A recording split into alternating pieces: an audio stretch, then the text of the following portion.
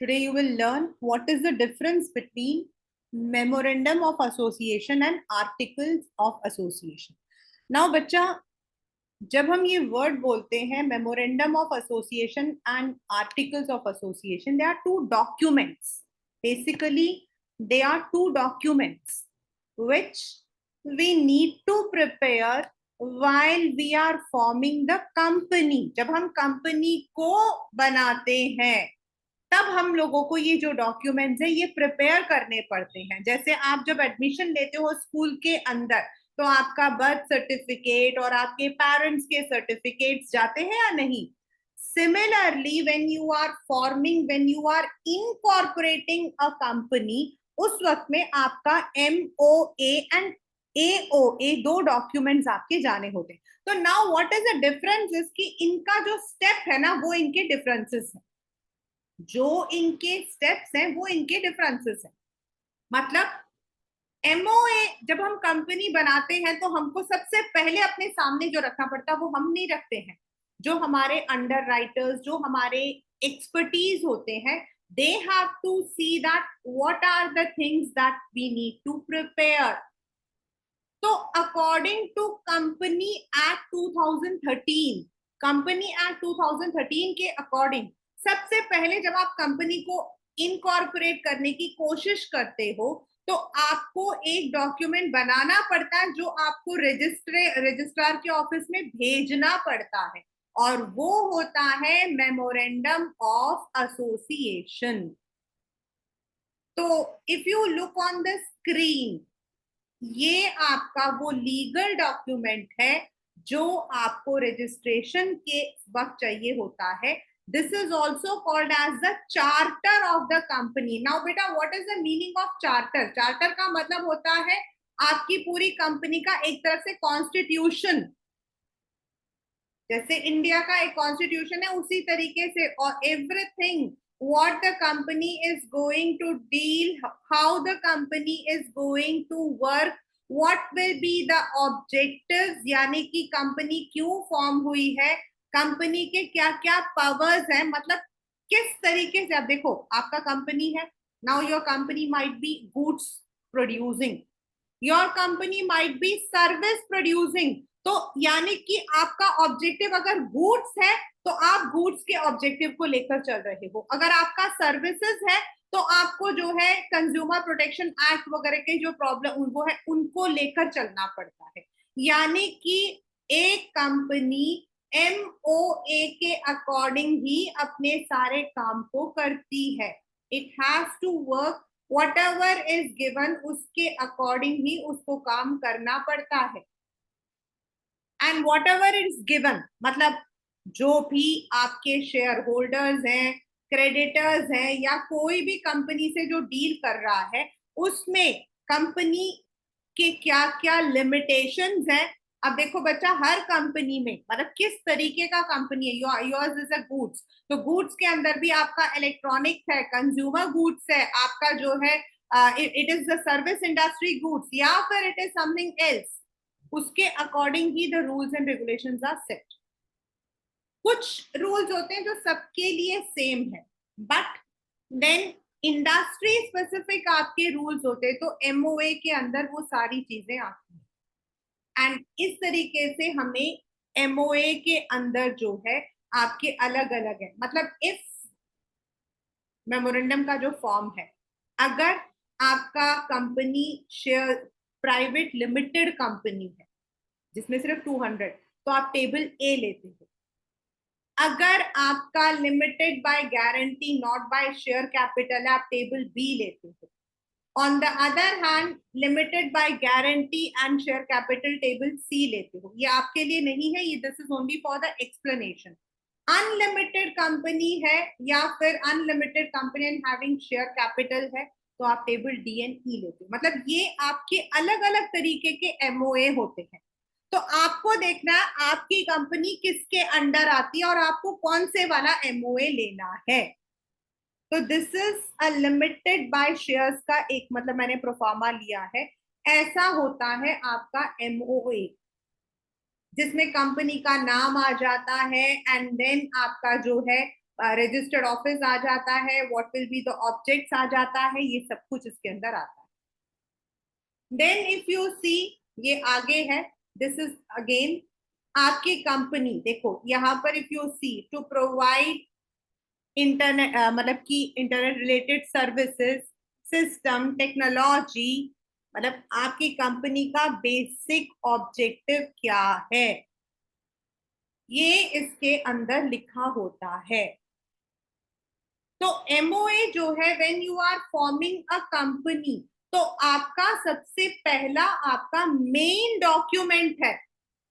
And this document as per company act 2013 section 2 में 56 clause के अंदर आ जाता है. And when you are registering, जब आप रजिस्ट्रेशन के लिए अपना नेम क्लॉज, रजिस्ट्रेशन के लिए डॉक्यूमेंट्स लेते हो, उस वक्त में एमओए का होना जरूरी है. This is a subordinate to company act, यानी कि कंपनी एक्ट का ये एक पार्ट है. It comes under company act, और उसमें आपके 6 क्लॉजेस होते हैं which you have to mention. And basically as I have told, अभी मैंने आपको दिखाया कि आपकी कंपनी में जो शेयर होल्डर्स होंगे, आपकी कंपनी से जो रिलेट करके आउटसाइडर्स होंगे, इन्वेस्टर्स आपके, उन सबका कंपनी से कैसा लेना देना है. तो बेटा जब मैं पैसा लगाऊंगी किसी कंपनी में, तो it is but natural that I should know that what is the company about, what is the company. अभी तक अगर वो कंपनी चल रही है तो व्हाट वाज इट्स, मतलब उसका क्या क्या रहा है पास्ट 2 years 5 years, कंपनी ने कैसे काम किया है, कहां से पैसा, मतलब कि they have already got the investments, whether they were having the angel investments, whether they were having the private shareholders, what kind of, मतलब कि था, ये सब तो मुझे पता होना चाहिए. And then what the company is intending, अगर वो सर्विसेज में है तो सर्विसेज आर आपके जो टेलीकॉम है वो भी सर्विस है, अगर आप एडवर्टाइजमेंट बोलते हो वो भी सर्विसेज है. तो व्हाट काइंड ऑफ सर्विसेज, और उन सर्विसेज के अंदर भी कंपनी क्या क्या करेगी एग्जैक्टली, वो सब कुछ आपका एमओए आता है.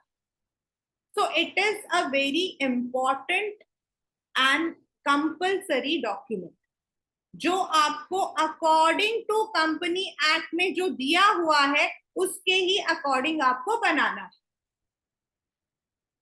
अब दूसरा डॉक्यूमेंट हमारा आता है आर्टिकल्स ऑफ एसोसिएशन. अब ये जो आर्टिकल्स ऑफ एसोसिएशन है बेटा, this is actually not compulsory for all the companies. मतलब वो क्या है मेरी, अब देखो, when I am registering my institute, I'll tell you my the story of my own institute only. There was a period I wanted to register my institute with government of Delhi. Registration से मुझे क्या फायदा मिल जाता है, मुझे फायदा ये मिलता है कि वो जो एक इंस्टीट्यूट है उसको कोई भी सी, मेरे को जो है रेंट तो तब भी देना है, मुझे बाकी सब चीजें देनी है, बट रजिस्ट्रेशन से we get certain facilities. Whereas अगर मेरी इंस्टीट्यूट में 10 टीचर्स काम कर रहे हैं, मेरे मतलब कि इंस्टीट्यूट के अंदर people those who are working, उनको, या फिर मतलब कि आई हैव सम पार्टनर, उनके साथ मेरा जो एक रिलेशन होगा, दैट वुड बी एओए. एक तरफ से एओए आपका पार्टनरशिप डीड की तरह होता है. It is just like a partnership deed. Partnership deed सिर्फ पार्टनरशिप में डलता है, और एओए जो है वो कंपनीज में यूज होता है, जिनमें हम वो सारे रूल्स एंड रेगुलेशंस रखते हैं जो एक कंपनी में जो काम कर रहे हैं, यानी कि top level, the CEO, the directors, उनकी क्या पोजीशन रहेगी, अगर कोई डायरेक्टर छोड़ना चाहता है तो उसका क्या प्रोसीजर रहेगा, नया डायरेक्टर अगर अपॉइंट करना तो उसका क्या हमारा मतलब कि प्रोसीजर रहेगा, डायरेक्टर्स की कितनी सैलरी रहेगी, whether they will be drawing the salary और नॉट, ये सब कुछ जो है आपका एओए बताता है. दिस इज मतलब कि which a company issues stock, perform the distribution of dividend. जब आप, क्योंकि डिविडेंड जो है एक पॉलिसी होती है, आपकी कंपनी हर साल डिविडेंड देना चाहती है, आपकी कंपनी बोनस देना चाहती है, आपकी कंपनी शेयर्स को कैसे मार्केट में लेकर आना चाहती है, इन सब के लिए एक हमें पहले से ही रूल बनाना पड़ता है। वो ऑन द स्पॉट नहीं बनता, चलो भाई अब हमारे को शेयर इश्यू करना, चलो चलो चलो, ऐसा नहीं होता। It is already specified and according to that only the board of directors meetings go. Yearly, monthly, मतलब कि आपने देखा होगा एनुअल जनरल मीटिंग होता है, हाफ ईयरली जनरल मीटिंग होता है, ये सब कुछ आपका एओए के अंदर होता है। मींस कंपनी का क्या रेगुलेशन रहेगा, एंड इसको मॉडिफाई करना, मतलब इसमें कोई चेंज करना बहुत आसान है। आप एक बोर्ड ऑफ डायरेक्टर्स की मीटिंग लेकर आओ एंड देन आप दोबारा से उसमें कुछ ऐड करना चाहते हो, कुछ और डिलीट करना चाहते हो, यू कैन डू इट। इसमें आपके सारा कुछ है, protection of company, share capital, warranty, surrender, directors में क्वालिफिकेशन, मतलब not the qualifications what they are here, यहाँ पे शेयर्स के लिए भी होगा, देयर अपॉइंटमेंट्स, उनकी कितनी रिम्यूनरेशन रहेगा, शेयर होल्डर्स की वोटिंग राइट्स क्या रहेगी, ऑडिट कैसा होगा, डिविडेंड कैसे दिए जाएंगे। दिस इज मतलब कि it is an mandatory document for certain kinds of company, not for all. जो लोग अपने कंपनी में प्रॉपर रूल्स एंड रेगुलेशंस रखना चाहते हैं वो एओए को प्रिपेयर करते हैं, नहीं तो there is one form, AOA की जगह आप एक फॉर्म भी लगा सकते हो जिसपे आप बता सकते हो, क्योंकि एओए को आप कभी भी चेंज कर सकते हो, यू कैन ड्राफ्ट इट। लेकिन एमओए जो है, जैसा कंपनी एक्ट में ये जो जैसा ये फॉर्मेट दिया हुआ है, जो ये फॉर्मेट है आपको वही भरना पड़ता है, and you can not change, you can not delete, you can not add on your own. तो रजिस्ट्रेशन के वक्त आप एमओए बना लेते हो, एओए अगर आप नहीं भी बनाते तो भी कोई प्रॉब्लम नहीं, नॉर्मली हम उसकी जगह पे फॉर्म एफ लगा देते। And this is only, MOA is important because it's part of company act, लेकिन AOA is part of MOA, जिसमें एक पेज अगर आप नहीं भी लगा रहे हो तो आप कह सकते हो कोई बात, it is drafted as per the company's decision and basically it deals with the company's relation with its members। अब members मतलब the shareholders, डायरेक्टर्स, उनकी क्या पे रहेगा, उनका अपॉइंटमेंट कैसा रहेगा, क्योंकि in a company when you are forming the direction, मतलब जब आप डायरेक्टर्स को, बोर्ड ऑफ डायरेक्टर्स को लेते हो, तो बोर्ड ऑफ डायरेक्टर्स में आपके तरह तरह के बोर्ड ऑफ डायरेक्टर्स होते हैं। मैनेजिंग डायरेक्टर जो मैनेज करता है, एग्जीक्यूटिव डायरेक्टर जो एग्जीक्यूट करता है सारे पॉलिसीज को, then some may be outsider, women director, acting director, consultant, तो सबकी अपने एक पावर होता है। So what will be their power, अगर उनको अपॉइंट करना है, उनको रिमूव करना है, इफ, और क्योंकि कई जब हम फॉर्म करते हैं तो नेचुरली कि कुछ लोग हमारे वो होते हैं जिन्होंने कॉर्पोरेट किया होता है, तो whether we are going to add, different situation में क्या रहता है, all of them, and certain times we need to what we call as modify them। तो फिर फैमिली काउंसलिंग मीटिंग होती है और उसके अंदर डिसाइड करा जाता है। फॉर एग्जाम्पल आपके पापा डायरेक्टर हैं, now he doesn't want to work, he wants that कि निरंजन जाके जो है क्लास, मतलब ही शुड, तो नेचुरल है कि वो डायरेक्टर के पोस्ट से एक दिन से कल से, जैसे वो उसका नाम क्या, इन सीरियल में दिखाते हैं आज से मेरा बेटा काम करेगा, ऐसा नहीं होता है। In the real sense, it never happens. This has to be resolved in the proper board of directors meeting। उनको कम से कम 6-7 महीने लग जाते हैं, फिर he has to give it, and then आपका anonymous meeting होती है, मीटिंग में आपके जो है there might be a voting also, और उसके बाद डिसाइड किया जाता है कि फ्रॉम देयर ऑन, जब सारे के सारे डायरेक्टर्स मान जाते हैं, then you are given that post. तो ये जो सारे प्रोसीजर्स है ना, ये हम एओए में मेंशन करते हैं, क्योंकि इसका बाहर की दुनिया से, सेबी से कोई लेना देना नहीं, इसका कोई लेना देना नहीं है, क्योंकि this is not using the resources of public, this is an internal matter.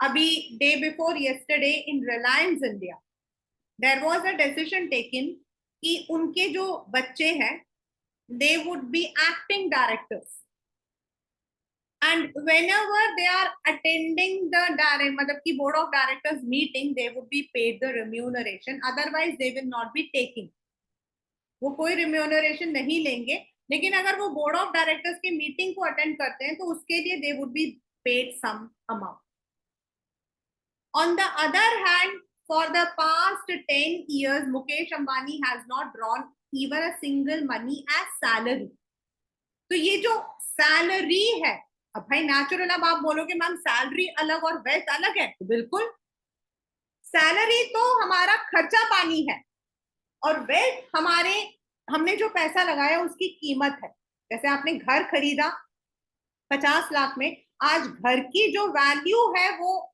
1 crore है तो दैट इज आपका वेल्थ अंबानी आज 1,000 करोड़ का मालिक है तो ये that is wealth where is salary आपका जो है that is a company's policy कुछ डायरेक्टर्स 1 रुपया लेते हैं कुछ डायरेक्टर्स बिल्कुल भी नहीं लेते हैं कुछ डायरेक्टर्स 1 लाख 2 लाख डिपेंडिंग लेते हैं तो ये सब कुछ हमारा मेंशन होता अंडर AOA भाई कंपनी कैसे रूल करेगी डायरेक्टर्स का शेयर होल्डर्स का क्या रोल रहेगा whether they would be having the voting अगर वोटिंग होगी तो फिजिकल वोटिंग होगी आजकल ई वोटिंग भी हो चुका है तो what kind of voting procedure will be there how it would be taken ये सब कुछ जो हम करते हैं वो AOA यानी कि AOA is the internal matter and MOA is the external matter और दोनों डॉक्यूमेंट्स सारे कंपनीज नॉर्मली बनाते हैं लेकिन MOA आपका बहुत मैंडेटरी है because that is according to company act so that is the difference between MOA and AOA